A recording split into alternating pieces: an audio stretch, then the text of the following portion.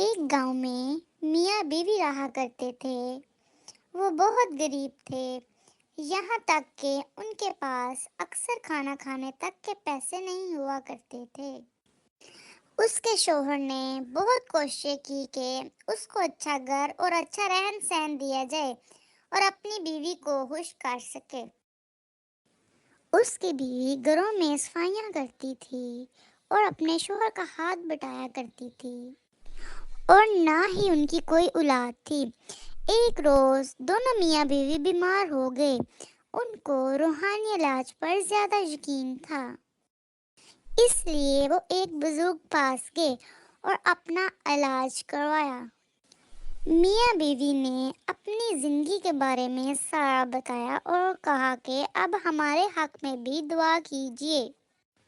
اس بزرگ نے کہا کہ تم لوگوں کی زندگی ابھی مشکل ہی صحیح، پر آنے والی زندگی بہت ہی اچھی ہوگی۔ یہ سن کر دونوں میاں بیوی حیران ہو گئے اور پوچھا کہ کم آمدنی میں کھانا کھانا مشکل ہے تو ان کے حالات کیسے اچھے ہوں گے؟ بزرگ نے جواب دیا، اس کا کیا حل ہے؟ صبر کے ساتھ یقین۔ دونوں میاں بیوی خوش ہو گئے اور جواب مانگا۔ بزرگ نے جواب دیا، تم لوگ ایک بکرا لو، اس کی خوب خدمت کرو، اس کو اپنی سگی اولاد کی طرح پالو اور پیار دو، اور جب وقت آنے دو اس کو قربان کر دو اور اس کا گوشت غریبوں میں دے دو۔ ان دونوں نے اس بزرگ کی بات مان لی اور کسی سے ادھار لے کر ایک بکرا لے لیا۔ دونوں میاں بیوی نے اس کی خوب خدمت کی، اس کو روز خالص دودھ پلایا کرتے تھے اور اس کو گڑ بھی پلایا کرتے تھے، اور روز رات کو 7 بادام کھلایا کرتے تھے۔ وہ بکرا جب آیا تھا تو بہت نازک تنکے کی طرح تھا، اور ان کے پاس آنے کے بعد دن بہ دن اس کی صحت بہت زیادہ ہو گئی تھی۔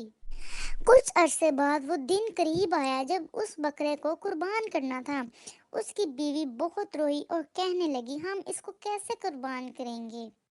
ہم نے تو اس کو اپنی اولاد کی طرح پالا ہے۔ اس کے شوہر نے اسے دل مضبوط کرنے کو کہا اور روز کی طرح اس کو بادام کھلانے کو کہا۔ اس بار اس کی بیوی نے 7 کی بجائے اس کو 15 بادام دیے۔ اس بکرے نے روز کی طرح 7 ہی بادام کھائے اور قربان ہونے کے لیے خود ہی لیٹ گیا۔ کچھ عرصے تک ویسا ہی رہا۔ انہوں نے گوشت غریبوں میں بھی بانٹ دیا تھا۔ وہ نا امید نہ ہوئے اور صبر سے کام لیا۔ ایک دفعہ بکرا ان کے خواب میں آیا اور اس کے ساتھ ایک بزرگ بھی آیا۔ انہوں نے کہا، تم لوگوں نے ان لوگوں کا پیٹ بھرا ہے جو کئی روز سے بھوکے تھے، اب اس کا صلہ تم لوگوں کو لازمی ملے گا۔ کچھ روز اسی وجہ سے ان کے حالات بدلنے لگے۔ اس آدمی کی فیکٹری بڑی میں نوکری لگ گئی اور بیوی نے غریب عورتوں کو سلائی سکھانا شروع کر دی۔ انہوں نے غریب لوگوں کی مدد کی، اس طرح اللہ نے ان لوگوں کی مدد کی اور وہ ہنسی خوشی رہنے لگے۔ مورل: اللہ صبر کرنے والوں کے ساتھ ہے اور نا امیدی گناہ ہے۔ دوسروں کی مدد کرنے سے اللہ خوش ہوتا ہے اور اس کا انعام یقینی طور پر دیتا ہے۔